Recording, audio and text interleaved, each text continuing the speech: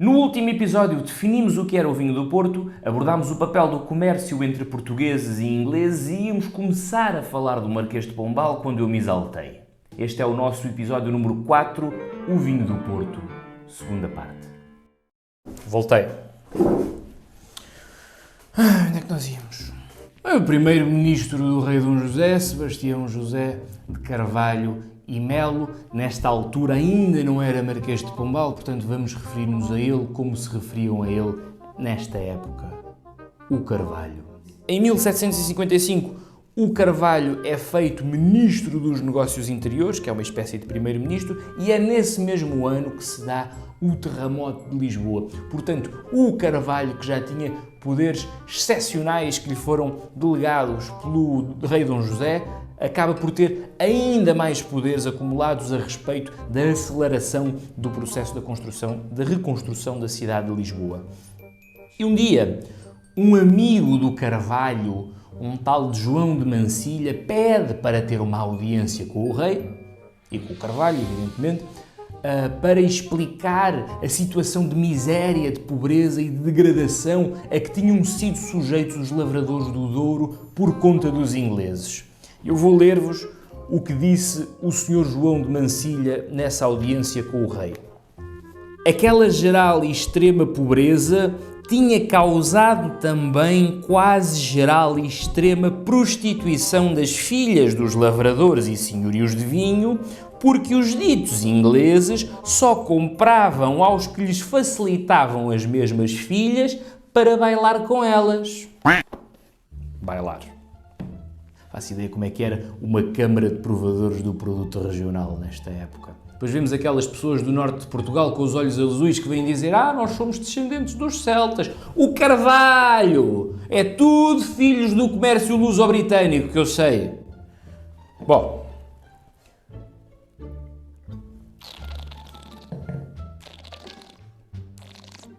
Podemos ler em documentos deixados pelo próprio Carvalho que é desta conversa que nasce a ideia da região demarcada do Douro, o que seria uma certidão de nascimento extremamente poética e erótica, mas não é. É mentira, provavelmente. Não que eu desconfie das minhas fontes, eu não desconfio das minhas fontes, mas sabemos que o Carvalho, antes de ser Ministro dos Negócios Interiores, era diplomata. Ele foi diplomata em Viena, no Império Austro-Húngaro, onde desde 1730 já existia uma região demarcada, que vocês sabem qual é Tokaj. Portanto, o Douro não foi nem a primeira nem a segunda região demarcada. A demarcação é uma cópia de Tokaj que ele teve tempo para perceber como é que funcionava e copiou muito bem. Provavelmente até terá melhorado o original. Portanto, em 1756 nasce a Companhia Geral dos Vinhos do Alto Douro.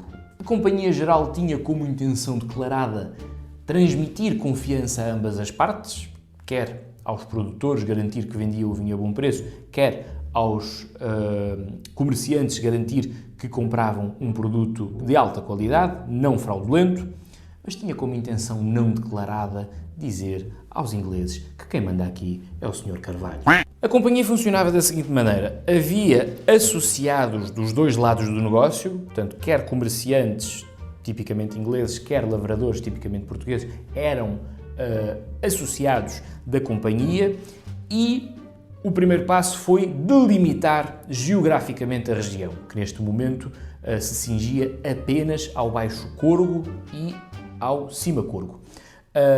O segundo passo foi fazer fiscalizações, onde a região foi demarcada, com marcos, e nestas fiscalizações provavelmente também foram arrancados os sabugueiros. Nesta altura é definido o benefício. O que é o benefício? O benefício é a quantidade de vinho do Porto que pode ser produzida por cada ano. Esta quantidade é definida anualmente, portanto, define-se a priori quanto vinho do Porto é que vai ser produzido e depois cada produtor tem o seu quinhão do benefício. O que é que acontece aqui? A quantidade de produção é limitada e a companhia tinha o monopólio da compra. Isto é, os lavradores não vendiam diretamente aos comerciantes. Os lavradores vendiam todo o vinho do Porto à companhia e a companhia também tinha o monopólio da venda e vendia todo o vinho do Porto aos comerciantes. garantia aos lavradores que o preço era tabelado e garantia aos comerciantes que a qualidade era boa e o vinho não era adulterado.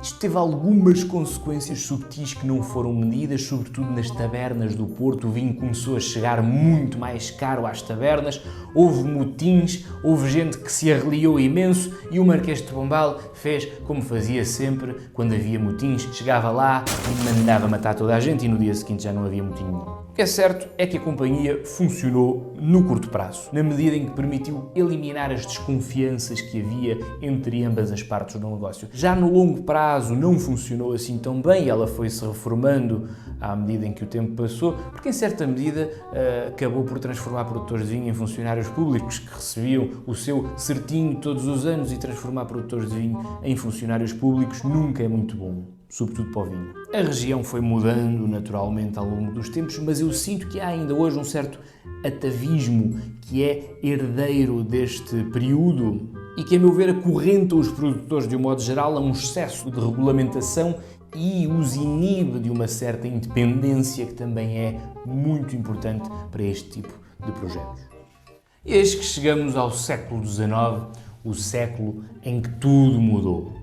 Vejam bem, internamente, invasões napoleónicas, fuga da corte para o Brasil, Assembleia Constituinte e Guerra Civil Portuguesa entre miguelistas e liberais. No cenário externo, Revolução Francesa, Revolução Industrial, Independência do Brasil. No Douro, nada mudou.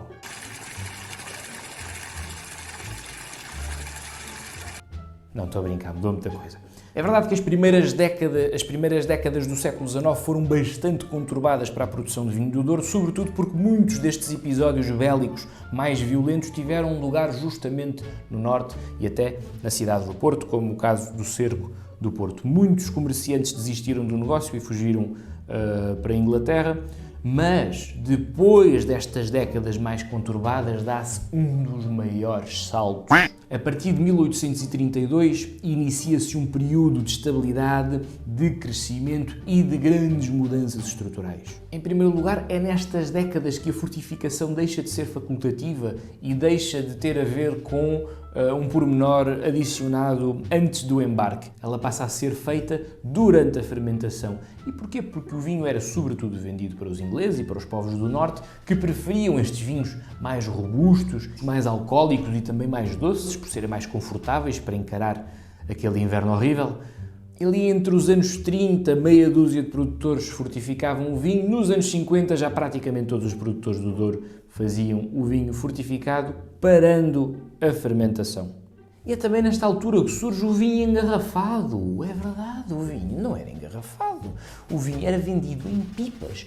As garrafas eram objetos artesanais soprados, não eram garrafas industriais. Eram objetos que, no fundo, eram mais parecidos com uma jarra do que com o entendimento que nós temos de uma garrafa. Quem tinha garrafas em casa ou numa taberna usava-as como um jarro para encher o vinho que vinha ou de uma pipa, ou de uma ânfora, ou do raspo esparta, mas enchia, servia, mas não era um objeto de transporte. E com a Revolução Industrial, com a produção de garrafas em série, há uma mudança importante na unidade de produção, na unidade de venda neste caso, porque é totalmente diferente vender 550 litros em uma pipa para um cliente, ou vender, esperem que eu fiz esta conta, ou vender 550 litros em 730 garrafas para vários clientes. É óbvio que esta segunda opção vai ser muito mais bem cobrada, porque a unidade de produção é menor e ele é distribuído por mais clientes. Sem falar que é nesta fase que surge o ano vintage. Entregar uma garrafa que diz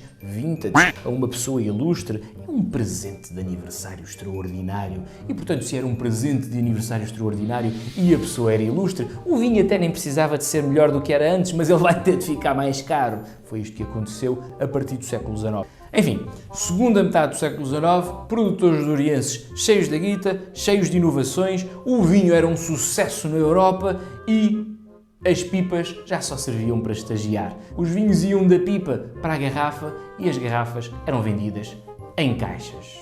E por falar em caixas, chegou a hora das ideias dentro da caixa. O Todas as semanas recebemos ideias dentro da caixa de figuras ilustres do passado e vamos ver quem é que nos escreveu esta semana. Aliás, vocês reparem que as pessoas com quem eu convivo são todas bêbadas e só bebem vinho tinto. Foi a Dona Antónia Adelaide Ferreira, a Ferreirinha. Vocês devem estar a pensar, este gajo fez um episódio sobre o vinho do Porto e não falou da filoxera? Isto é uma completa irresponsabilidade histórica. Mas não, eu vou falar da filoxera. Só que eu vou falar da filoxera num episódio inteiro dedicado à filoxera, não só no Douro, provavelmente na Europa inteira, mas esse episódio fica para outro dia. Vou só deixar aqui duas notas a respeito do Douro especificamente. O Douro das regiões portuguesas foi sem dúvida a região que sofreu mais com a filoxera. Foi a primeira região onde a praga se instalou e foi a última a ver-se livre dela. E a Dona Antónia andava que nem maluca a subir e descer socalcos. Tinha umas pernas grossas desta largura para inspecionar as vinhas todas como deve ser e gritava: "Ponham enxofre na vinha!" A versão contemporânea disto é muito mais triste. É um gajo hipster de óculos de massa, provavelmente reformado aos 40 anos, depois de uma árdua carreira em IT, sentado ao computador, a beber café de especialidade e a dizer: "Ponham flor de castanheiro na vinha." Antónia Adelaide Ferreira, a viúva empresária. Ela foi viúva duas vezes, uma com o primeiro marido e outra com o segundo. Normalmente é assim. Bem, é verdade que ela herdou um grande património, mas também é verdade que ela o duplicou, triplicou, quadriplicou até. Ela foi muito bem sucedida, a Dona Antónia Adelaide Ferreira, e uma das razões para o seu sucesso nos negócios dizem que era o facto dela ser sovina. Ela era unha de fome, era mão de vaca. Ah, não jantas? Mais sobra. Ela tinha horror ao despesismo, quer ao despesismo do primeiro marido dela, quer ao despesismo do filho, que também era um valdevinos, mas ela contrabalançava esta espécie de avareza com uma generosidade desmedida pelos mais frágeis, pelos mais pobres. Ela, sempre que tinha um funcionário doente, levava-o ao médico no Porto, ela pagava as contas e sempre que morria algum trabalhador, ela dava uma pensão à viúva. Era a mãe dos pobres. De tal maneira que o ano de 1868 foi um ano de grande produção, foi um ano de excedente de produção, foi um ano bom, e os ingleses, percebendo que havia excedente, pensaram: vamos consertar o preço. A companhia já não funcionava exatamente da mesma maneira, eles conseguiram consertar o preço, vamos consertar o preço e só oferecemos 35 merréis por cada pipa de vinho. Mas foram ter com a Dona Antónia e disseram: Dona Antónia, o seu vinho é muito apreciado em Londres, nós não vamos dar-lhe 35 merréis, nós pagamos-lhe o que sempre lhe pagamos. Agora, aos outros agricultores do Douro, vamos pagar 35 merréis. Sabem o que é que ela respondeu? Não sai uma pipa do Douro por 35 merréis. E sabem o que é que ela fez? Comprou os vinhos aos vizinhos todos por 38. 5 anos depois, filoxera, ela tinha guardado os vinhos que comprou aos vizinhos, filoxera, escassez de vinho, o vinho aumenta o preço. O vinho quase que duplicou de preço. Ela tinha um colar aqui ao peito com um R. Sabem de que era o R? De rija, cota rija.